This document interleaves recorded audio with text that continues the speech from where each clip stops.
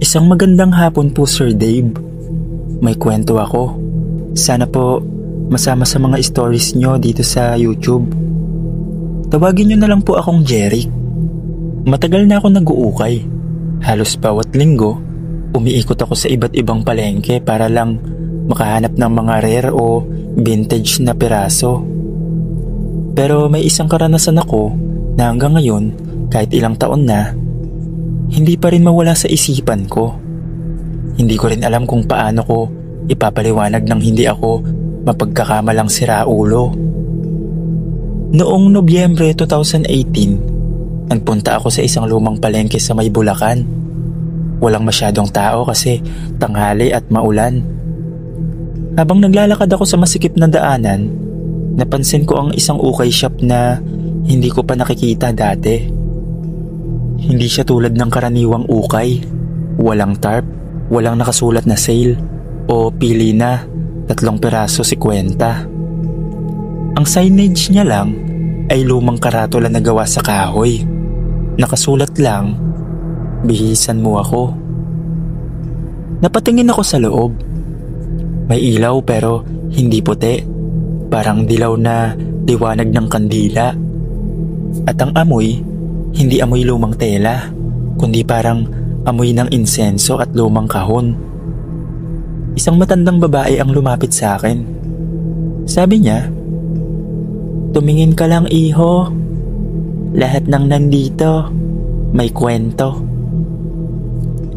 Ngumiti ako. Inisip ko baka art concept lang. Pero nang nagsimula akong tumingin, doon na nagsimula maging kakaiba.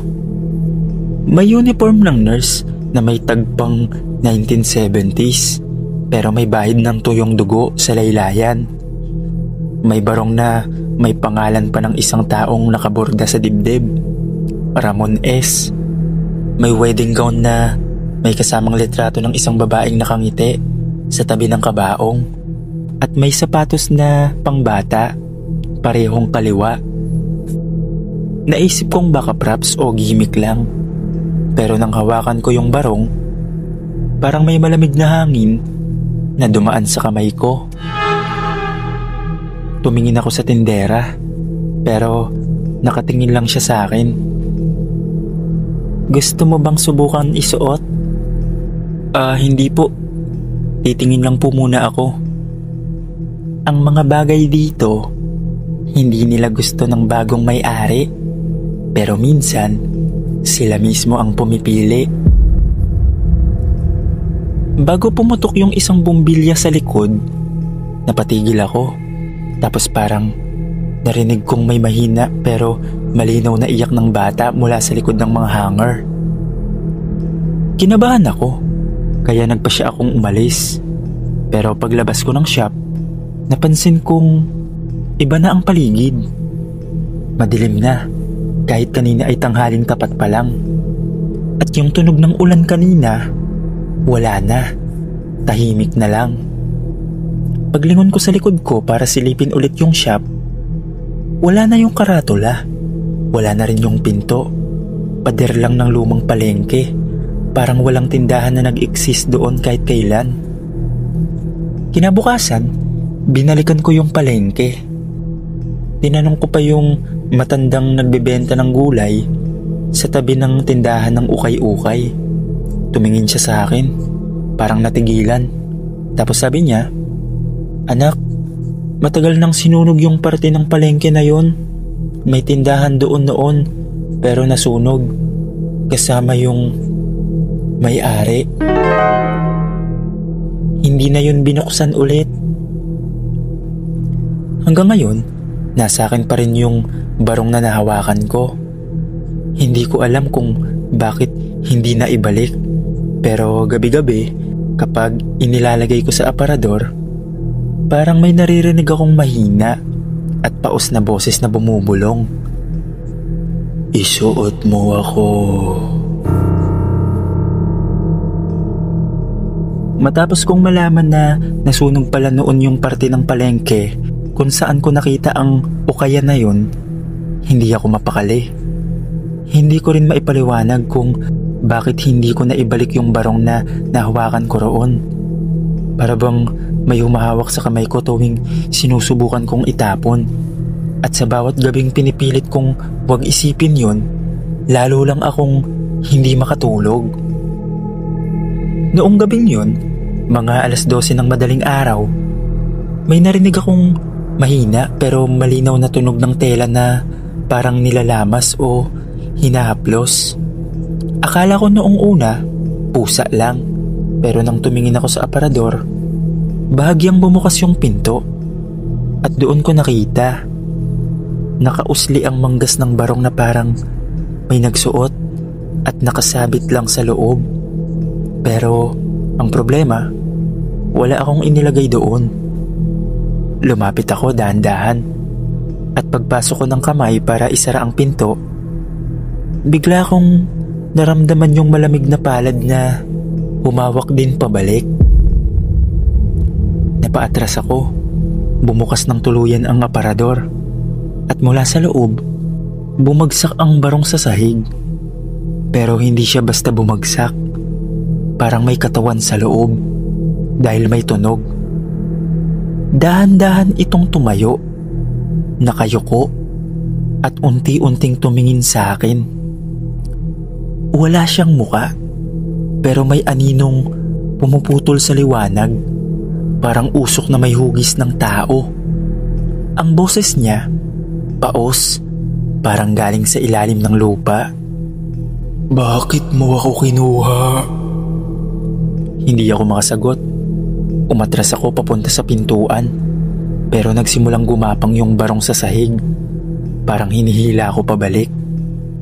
Lahat ng ilaw sa bahay, sabay-sabay na nagpapatay sindi. At sa bawat kislap, nakikita ko siya. Minsan sa tapat ko, minsan sa gilid, minsan nasa likod ko na. "Bihisan mo ako. Isuot mo ako." Tapos huminto lahat hanggang sa maramdaman kong may malamig na tela na nakalapat sa liig ko. Nakita ko sa salamin, suot ko na yung barong. Hindi ko maalala kung kailan ko nasuot, tapos hindi ko rin matanggal. Habang sinusubukan kong hubarin, napansin kong may mga marka ng kamay sa loob ng tela, parang humahawak sa akin mula sa loob. Pilit akong pinipigilan. Nang tuluyan kong mapunit ang manggas, doon ko na lang nakita may pangalan na nakaborda sa loob, Ramon S. At sa ilalim, may nakasulat ng maliit at kulay pula, "Property of the Dead." Kinabukasan, dinala ko yung barong sa parehong palengke. Wala na talaga yung tindahan. Pero nung dumaan ako sa gilid, may nakita akong lumang larawan sa semento. Nakatupi, basa. Isa yung litrato ng matandang babaeng tindera. Katabi ang isang lalaking nakabarong, parehong nakangiti. At sa likod ng larawan, may nakasulat, "Bihisan mo ako, 1978. Mula noon, hindi na ako bumalik sa kahit anong ukay na hindi ko kilala. Hanggang dito na lang po, Sir Dave. Maraming salamat po.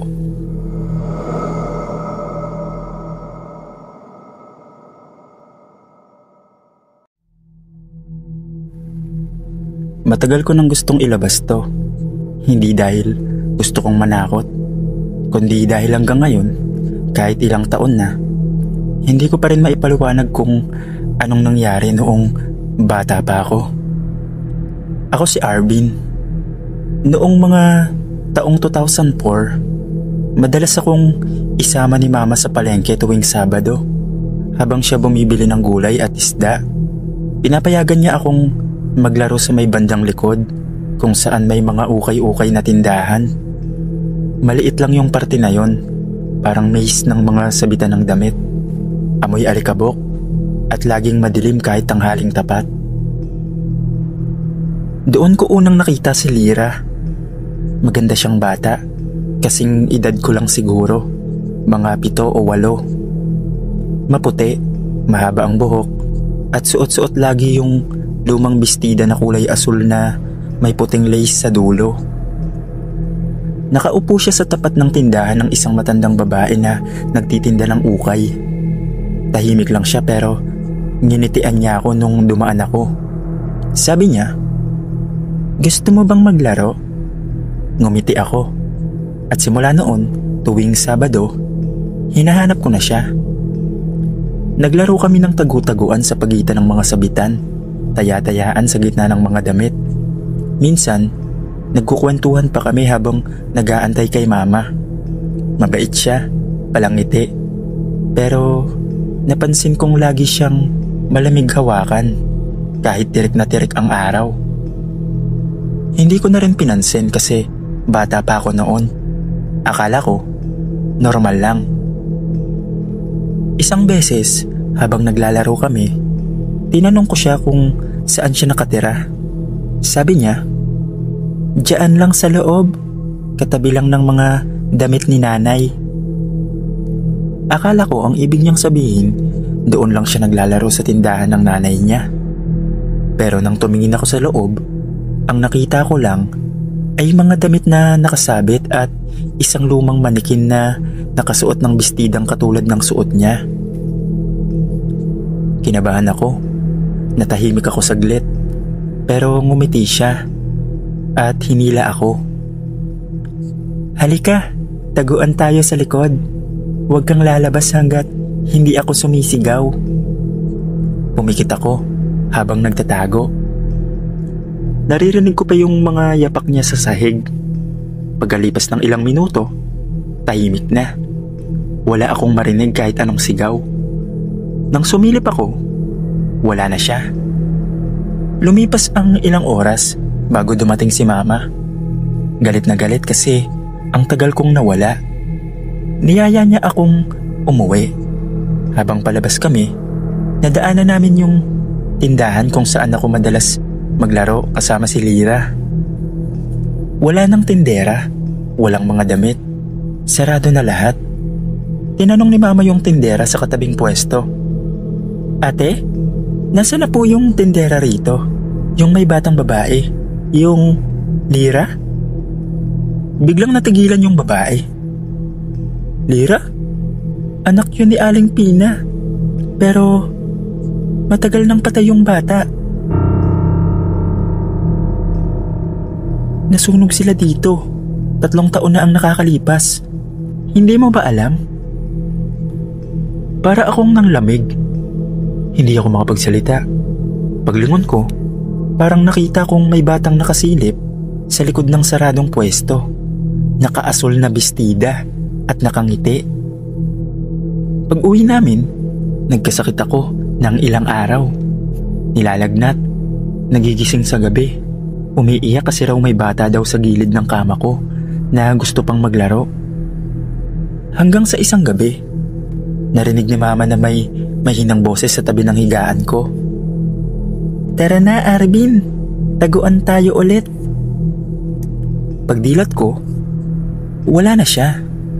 Pero sa sahig, nakita ni mama yung maliit na sapatos na kulay puti. Pareho ng suot ni Lyra sa palengke.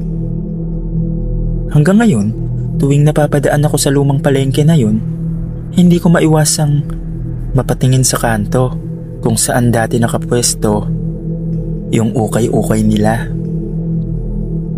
Hanggang dito na lang po, Sir Dave. Maraming salamat po.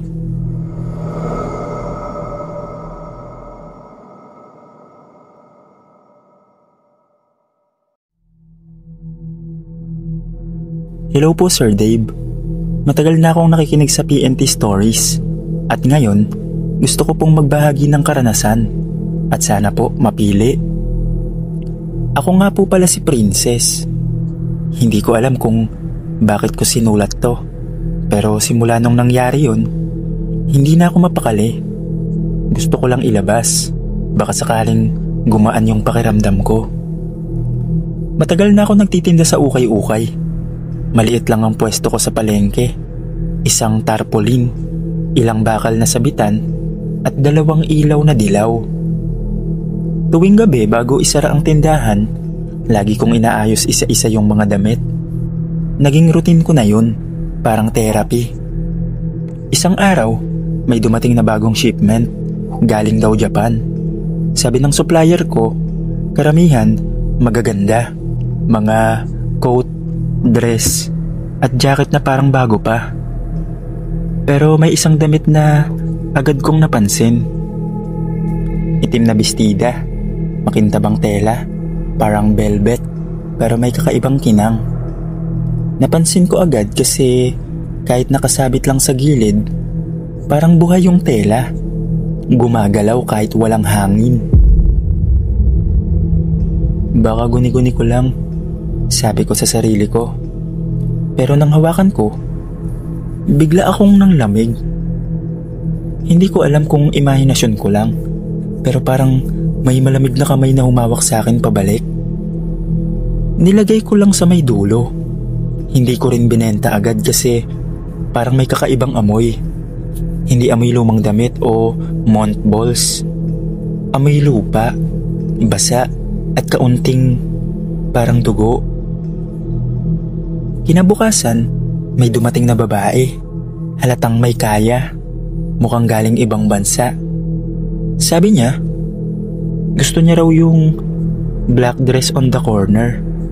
Nagtaka ako kasi di pa siya nakakalapit pero alam niya agad kung alin. Sabi ko, ito po. Hindi pa po nakapresyo. Bagong dating pa lang. Ngumiti siya pero parang pilit. It's mine. Hindi mo maintindihan. Huwag mo nang ibenta yan kahit kanino. It brings them back. Paglingon ko saglit para ayusin yung plastic bag, nawala siya. Literal na nawala. Ni anino, ni tunog ng yabag, wala. Pagkatapos nun, nagsimula na yung mga kakaibang nangyayari sa tindahan ko. Simula nung araw na yon, hindi na naging normal ang gabi ko sa ukay-ukay.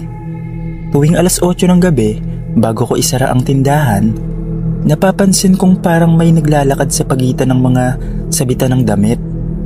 Ang mga hanger, sabay-sabay na gumagalaw kahit walang hangin.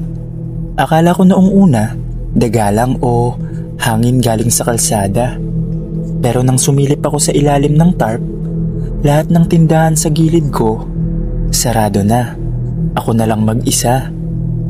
Yung ilaw sa kanan kong bombilya, nagpi-flicker.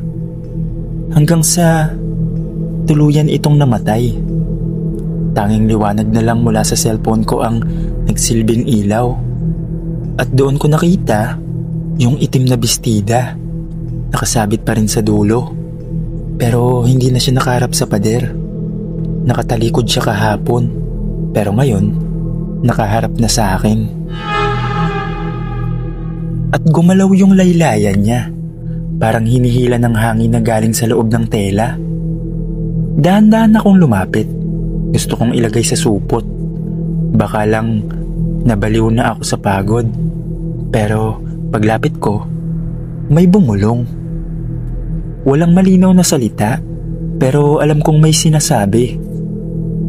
Parang, tumuloy ka. Sumusunod yung boses sa tenga ko kahit lumalayo ako. Kinuha ko yung gunting at tinangkang gupitin ang damit para itapon. Pero bago ko pa magawa, parang may malamig na hangin na dumampi sa leeg ko. Hanggang sa bigla akong hinila pabalik ng hindi ko nakikitang kamay. Napasigaw ako. Tumumba yung mga hanger. Lahat ng damit sabay-sabay na gumagalaw. At doon ko nakita, may babaeng nakasuot ng bestida. Puti ang muka, wala ng mata, at yung buhok niya, basa. Nakatayo siya sa tapat ng sabitan. Hawak-hawak yung bahagi ng bestida na nilagyan ko ng presyo. Sabi niya, "Sinabi kong huwag mong ibenta." Tumakbo ako palabas. Pero pagtingin ko sa paligid ng palengke, madilim na, wala ng tao. Parang hindi na ako nasa parehong lugar. May mga ilaw sa malayo, pero hindi sa mga tindahan. Parang mga ilaw ng kandila, nakahilera, at naririnig ko yung mga boses, isa-isa, pabulong. Bring it back! Bring it back! Sumigaw ako hanggang sa mawalan ako ng malay.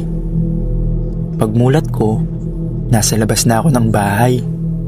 Si Mang Erning, yung nagbabantay sa palengke, nagsabi na nakita niya raw akong nakahandusay sa tapat ng tindahan ko, parang nanginginig. Sinarado ko na yung pwesto ko sa ukayan. Pagkatapos nun, hindi ko na rin nakita yung bestida na parang kusa nang nawala. Hanggang dito na lang po, Sir Dave. Maraming salamat po.